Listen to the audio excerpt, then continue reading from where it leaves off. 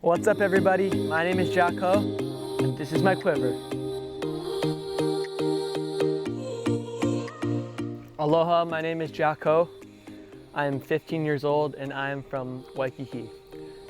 Growing up on the South Shore of Oahu is definitely much different than, on the North Shore. Everything is kind of more city-like and I love it. This is home, but wave-wise, the South Shore is smaller, and that's kind of where my longboarding background came from. You don't have waves every day to consistently shortboard, so longboarding is kind of Longboarding is kind of the better choice when the waves are small, and you can longboard every day if you want. So that's where my longboarding came from, and I suppose if I lived on the North Shore it would be different, but I'm really happy that I live in town and I have all these epic waves out front in my backyard to surf every day. Kind of a big one, your first wave is very memorable, but being honest, I don't remember my first wave. I was probably 5 years old. Before that, we would go to the beach. My dad would push us on the boogie boards. And I remember my first surfboard though. That's kind of like my first memories of surfing. I got a 7.0 foam board from Blue Planet and went out to Baby Queens in Waikiki. It's just about where everybody in town learns how to surf. And my dad just pushed me into pretty much ankle high waves, just pushed me, and it started out as a weekend kind of activity, on the weekends if we have time, oh, let's go to Waikiki as a family. I'd go out and he would push me, and it was just fun. And I never really knew that when I started that it would evolve into this. We always thought about it as just a family thing and something to do for fun. And it still is for fun, but as I got older, it kind of got a little bit more serious, and now I'm doing multiple board sports and setting goals for myself. How do you balance the surfing/surfer lifestyle and going to school? Yeah, so this is a big one. I have friends who are just doing great stuff in the surfing world, and they do it because they're homeschooled. And what's different about me is that I actually go to school in person, and my parents have always kind of wanted me to put school first. And in our family, we live by the words work hard, play hard. So you go to school, work hard, and after school you have the entire afternoon to play as hard as you want. So that's kind of what we try to focus on, and it's what I try to focus on, graduating high school, going to college, and in my free time I surf. So surfing definitely comes second, and my education is definitely important. What would you say to boys and girls that want to get into surfing? Like, what type of advice would you give them? Just send it. I love that phrase, send it, because it's so true. Like, sometimes you just got to go for it, and you may be scared, you may be kind of timid, but you never know until you try. And get a surfboard, go out there, and just have fun, really. The moment it starts to not be fun anymore is the moment you gotta quit. Like, if it's not fun, what are you doing it for? So just have fun and try to surf as much as you can. The next question is, who would you say is you find the most inspiration from surfing wise? It could be a legend, it could be anybody. Well, definitely gotta pay respect to all the people that came before you and kind of pioneered the sport. But I think right now, especially with all the stuff I do, I look up to Kai Lenny the most, and he's one of the best, if not the best, in modern day waterman history, and just so happy to call him a friend and someone that I look up to. And there's so many other people that are my heroes, but Kai is definitely the one who's pushing the limits the most and doing the craziest stuff, whether it's shortboard, foil, big wave, wind sports. He does everything, and I think that's what's so great about it. I believe in trying as many different boards as you can from as many different shapers as you can. But right now I'm super grateful to be getting boards from Kai Salas, John Amundsen, Aquila Aipa, and these guys are really supporting me. So for my longboards, I'm getting them shaped by Kai Salas and the Kai Salas Longboard Company. For my foils, my foil boards are shaped by John Amundsen on the North Shore of Oahu. My foils, I'm grateful to be getting stuff from Lift Foils as well as Moses Hydrofoils. And you know, for my short boards, I kind of just ride whatever I have, but lately I've been super stoked on my Performance Twin Fin shaped by Aquila Aipa. You know, he's kind of really making a name for himself and producing amazing boards. So thank you, Aquila. So these two longboards are shaped by the Kai Salas Longboard Company and Kai Salas himself. So this board on my right, the beige color board, is pretty much my everyday performance longboard. It's kind of an all-arounder. So I surf this on the South Shore in Waikiki, Diamond Head, all like the longboard spots. Whenever it's small, I'll take this one out. And what's great about it is it nose rides and turns great. So this is the camper model. So this over here is the slipper model by Kai Salas. And this is more of the performance board for North Shore, bigger waves, in Waikiki when the waves are, you know, 3 to 4 feet. So this is kind of great when the waves get a little bigger. It's a little heavier than this board, which is good for drive and power. And it's Thunderbolt Technologies, so it's made out of super strong material like carbon, and just so many layers of material on this board, so it's pretty impossible to break. So when the waves are big, I can trust this board. Whereas when the waves are big, this board is pretty fragile, so this is why I like to surf it in smaller waves.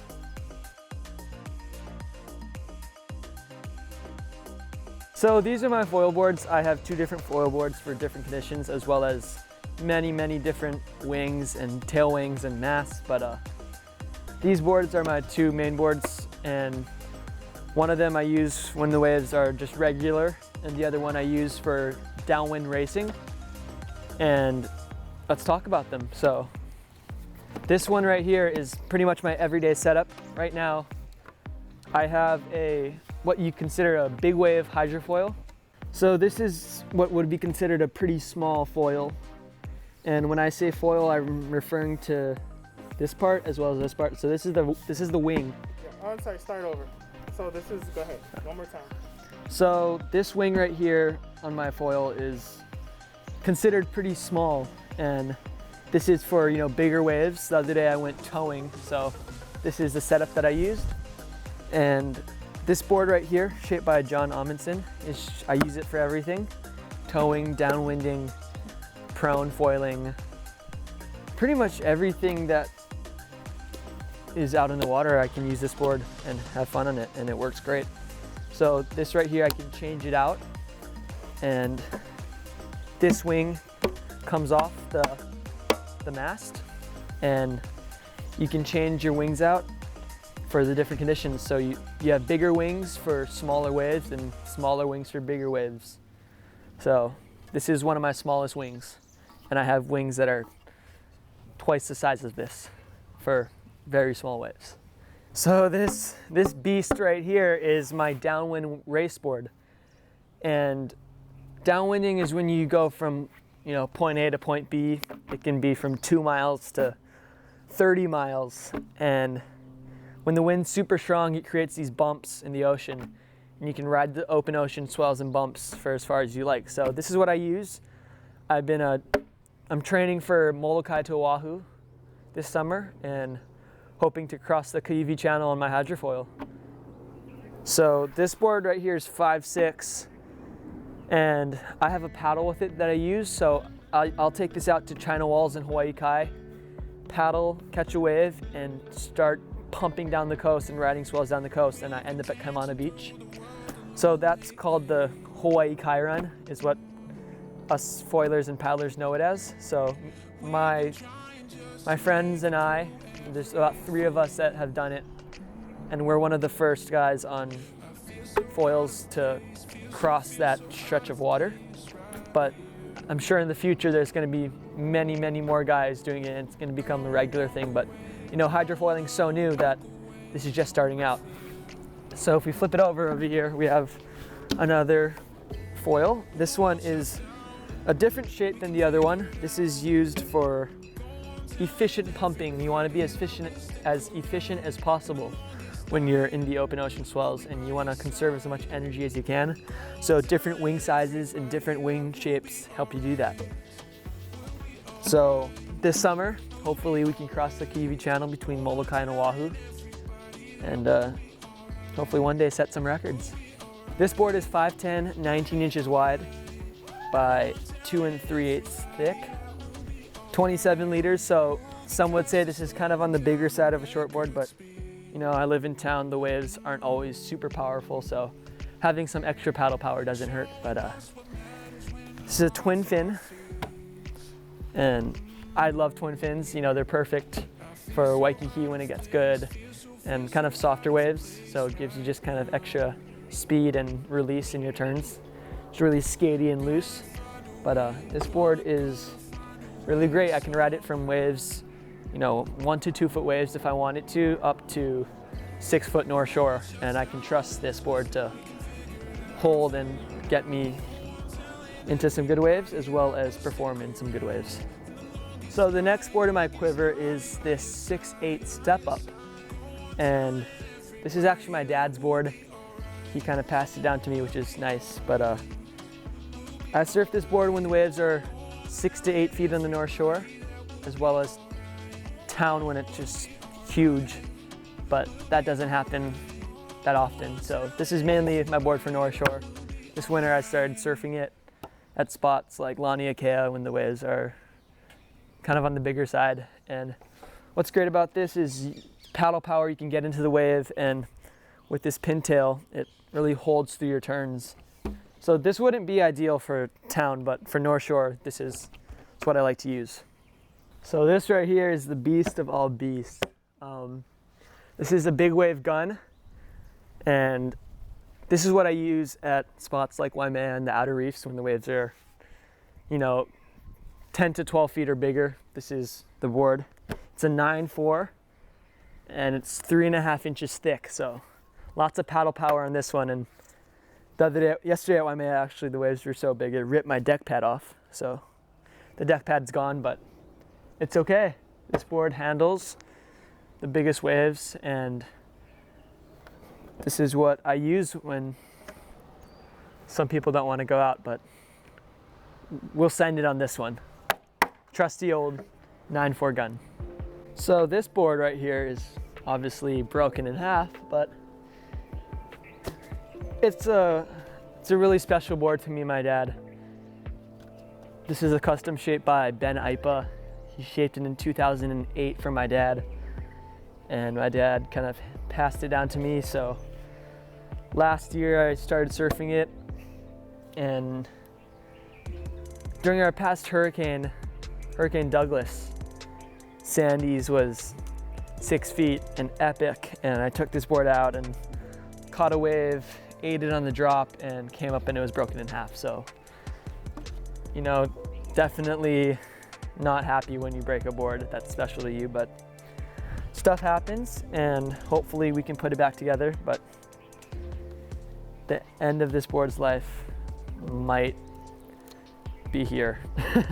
But this is special because Uncle Ben Ipa is kind of just a legend in the surfing world, and sadly he passed away, 2 days ago. But he'll always be remembered, and his legacy will live on. So hopefully his son Akila Ipa can help me recreate this magic board and have the Ipa board legacy live on forever. But Uncle Ben, we love you, and thank you for shaping this magic board. First question is from Rancho Mirage 2020, and they want to know, what is the biggest wave you surf? Yeah, so yesterday was the 16th of January, and yesterday was a very special day. Guys are saying that this was the biggest swell since the 2016 Eddie Aikau event, so the waves are pretty massive, and me and my friends decided to paddle out to Waimea Bay on the North Shore, and the waves are huge. You know, some guys are saying up to 60-foot faces at some spots, but those waves are pretty big for me, but you know, I kind of caught the smaller insiders and the medium ones, but they were still plenty enough. Yeah. So I think the biggest wave I surfed was probably yesterday. It was maybe like 15-foot Hawaiian style, so I'd say about 30-foot face. So yeah, definitely. When the waves are that big, you're definitely just hanging on and trying not to wipe out. Okay, what is it like surfing a 20-foot plus wave? When you're surfing 20-foot plus waves, you know, you're on your game, you're going hard, you're paddling hard, you're breathing hard, everything's hard, and you're trying your best to not put yourself in a dangerous situation, but still catch the biggest wave and push the limits. So when I'm out there, the most important part is having confidence, and when you're catching that wave, you gotta paddle as hard as you can, and if you're paddling all timid, you're not gonna catch the wave. So having that confidence is super important, and you know, when you're on the inside and you see a big mountain of water coming at you, you're taking deep breaths, getting ready for it, and once you go under, you gotta stay calm and not freak out, because once you freak out and start moving, that's when you lose all your breath, and that's when you use the most energy. So staying calm in a dangerous situation is the most important. Okay, awesome. Next question is from Mango Megs, and she wants to know what keeps you motivated to keep trying new things / boards, tricks, etc. Yeah, so this is a big one for me. I try to do everything, you know, and that includes learning new sports too, not just doing the ones that I'm good at, but you know, I usually just longboard Waikiki because that's where I live and that's easy. But when about 2 years ago, I got into hydrofoiling, and hydrofoiling kind of opened up new worlds for me. So that's been great. And then this past winter, I've gotten into surfing bigger waves.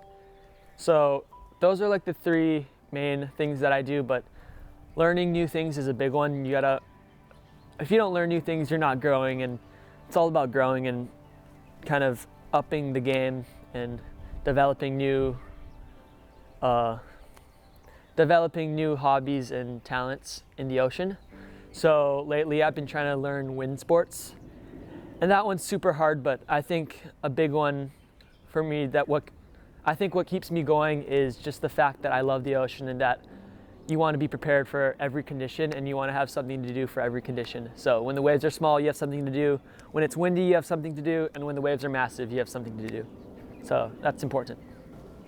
Okay. Next question is from Harrison Cramen. He wants to know, how is Harrison going to do at Jaws today? Will he die? Harrison, yeah. He's one of my best friends, and he used to be neighbors with me, but he moved to Maui, so this past winter, he's been sanding it at Jaws, you know, on those really big days, and he trained super hard, so he deserves it. But Harrison did not die when Jaws was big, so he made it. Okay, S. Bowen 11 wants to know, what kind of training did you do for Waimea? Ooh, that's a tricky question, because you see guys doing pool work and breath work and all this different kind of, it is training, but it's also like kind of mental preparation. So I didn't really get too much into that, but I think a big one for me was just cross training with all the other sports that I do and all the other ocean activities from when I was little. So, you know, just surfing every day, foiling, doing every ocean sport I can. And I think that kind of led me to surfing bigger waves. And I think that another one is my friends who helped me a lot. They got me into it. They helped me with my equipment, with how to train, whether it's sitting there breathing and practicing your breaths, or even just going out and surfing for a while and doing something at a high pace and still being able to breathe. Another one is foiling. Whenever I foil and I go super hard, I got to learn how to breathe properly, and not go into like a like a loss of breath stage when Yeah. you're just panting. So a big one is just being calm, and really it's just doing as much as I can to stay active. Okay. Next question is from Surfer Glenn. Was there a time Oh, we're rolling. when I love you. Dan Ipa's actual board right here that he actually surfed back in the day. Gonna surf it today. Feel his mana. Yeah, I should have mic'd you up for that, Keahi. It's alright. We can do this again. Okay, love you. but he's camera shy. He is camera shy. He's really camera shy. That's why I said I should have. Hopefully the mic picked up his voice. Were we on Surfer Glenn? Surfer Glenn, yes. Was there a time where you really thought you weren't going to make it back to shore? So I think a big one is in December. Me and my friends decided to paddle out to an outer reef on the North Shore. And the waves were 20-foot faces, and looking back, it was a pretty silly idea to do that, but it was just me and two other friends, and we went out together. It's like half a mile out to sea. We paddled out there, and you should never do this if you don't have more people out there. If there's less than 5 guys out, it starts to get kind of dangerous, because if one person is in a bad situation, you need the other people to know how to save them, and B, know how to bring them back to shore safely. So we just kind of went out, and it was pretty dangerous, and I ended up getting 3 waves on the head. About, I don't know, my friend said it was about like 15-foot Hawaiian, but I say they're about 25-foot faces.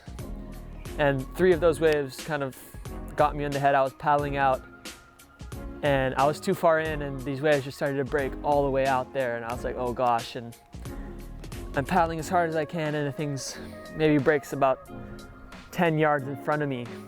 And that's just about the worst place to be, when the lip breaks, all the energy unfolds into the water, and you're just there. So I just took a deep breath, went down.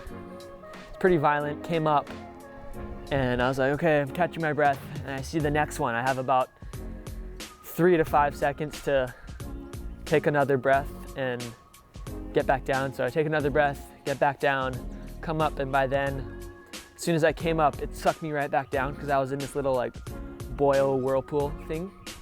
So it sucked me back down and came back up, and I see one more just massive wave, and just take one more breath. Right now, I'm like kind of not super high energy, just got worked by 2 big waves, so kind of not as calm anymore, kind of freaking out. Go under, next one, come up, I'm officially out of breath, and thankfully there's 2 jet skis out there that day, and they're the locals out of that spot, and they say that every time there's big waves, they try to come out there in the jet ski. So thankfully they were out there. I was waving to the ski came over to me, picked me up before the 4th wave, brought me into the channel. I'm sitting there catching my breath, breathing pretty hard, and kind of just thankful that they were there to help me. And that day was just kind of a wake-up call for me and my friends. And my friends and I kind of figured out that day that you shouldn't do that with just us, and that when you're surfing big waves, it's crucial to have more people out in the lineup, so if something goes wrong, they can help you. Cool. Next question is from Lauren808. And they want to know, how did you know when you were ready for big waves? How did I know I was ready for big waves? This is another cool question, but when you tell yourself that you're gonna do something but aren't quite ready and don't feel 100% confident, that's when you're not ready. So, you know, it was a goal of mine for last winter to go out and surf Waimea Bay. I was 14 years old in 9th grade, I think. Yeah, 9th grade. And a few of my friends have been starting to explore the kind of bigger waves out there. And I wanted to go so bad, but I knew that I wasn't quite ready. You can't go from step 1 to step 3, you gotta do 1, 2, 3. So even though I wanted to, I know I wasn't ready, so waited another year, and this winter I told myself I'm gonna do it. I surfed like, you know, what you would say maybe like medium waves, but haven't really surfed like a really big wave yet. So I started surfing bigger and bigger, working my way up. And I remember there were days where I was scared, and that was actually good because I was getting the feel of it. And as soon as I went out to Sunset one day, and once I realized that, oh, I can do this, the next step would be kind of like a smaller Waimea day. So I went out to a smaller Waimea day. That's what they call the boil. When it's breaking on the boil, it's not quite Waimea, but maybe like 8 to 10 feet. So went out there, caught some waves, kind of got the feel for it. The next day was Big Wednesday. And as much as I wanted to be out there, I knew I wasn't ready. So I waited till New Year's Eve or the day before that. I got a big wave board from Trevor Carlson. I got a 9.4, and knowing that I had the right equipment, I was like, okay, this is my chance. I'm gonna go send it. So I get out there, and it's maybe in the 10 to 12 foot range, which is the next step.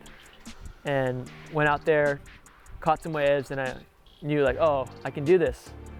So the next step was probably the next day was a little bigger, and then yesterday, the 16th, was definitely my biggest day so far, with waves up to 25 foot Hawaiian style, which is 50 foot faces. But knowing that you have the right equipment and knowing that your skill level is ready for big waves is super important. And really the moment I knew I was ready was when I felt comfortable in those medium-sized waves. And once I felt comfortable, I knew that I wanted to take it to the next level. This question is from Call Me Camellia. Will you come back to TikTok? Oh, TikTok. That app is dangerously addictive. I would not suggest getting it, I had to delete it. It got a little out of hand, staying up till 2 in the morning scrolling through my For You page. I do not recommend it. It's from Torek Stoka. How is Jack from Kailua charging so hard? It's kind of a joke question, but again, knowing your limits and trusting your equipment. Awesome. Next question is from Sadie Joy. What are your surfing tips? Oh, this is an important one. Depends what skill level you are, but if you're just starting surfing, really just going out there and being in the water. You can do whatever land training or cross training, but that doesn't compare to just being in the water and going surfing. I know a lot of people who are starting out and they're focusing on, their cross training in the gym, and they're thinking, oh, that's gonna make me an advanced surfer, but the real way to get better is to go out and surf as much as you can. Every day would be ideal, but it depends how much you enjoy it and how much access you have to the ocean. But as much as you can, being in the water and surfing is just the most important thing to getting better. Next question is from Libby Surf 7. Do you remember the best wave of your life? I would say the best wave of my life is still yet to come, but I have had some very great waves that I remember, and lots of them were this past year. This summer I got some really good waves, some really nice barrels out front, outside in town. But yeah, this summer town had some waves, and I got some really nice barrels out there. And this winter, probably one of my best waves was either at Waimea or Makaha. I had a 10-footer at Makaha that was just really nice. It was this beautiful evening, super glassy, epic sunset with only 15 of us out, and just took off, made the drop, did a bottom turn into a turn, and it just felt awesome. I had my dad in the channel watching me, which is great. And I'd say another one of my best waves was at Waimea Bay. Just, a really big wave that I would say I earned and I trained hard for, so it feels good when you train hard and it pays off. But the best wave of my life is still yet to come, so. Awesome. We're chasing that. Yeah. Okay, Sadie Joy wants to know, how long have you been surfing? I learned to surf when I was 5 years old, so I've been surfing for 10 years. And hopefully I'm surfing for another 60. Next question is from John Ryder. He wants to know who's the best water photographer in the world. Wow, another water photographer. Oh, well, certainly there aren't any of, I wouldn't say the best, but there's definitely a bunch of people who stand out.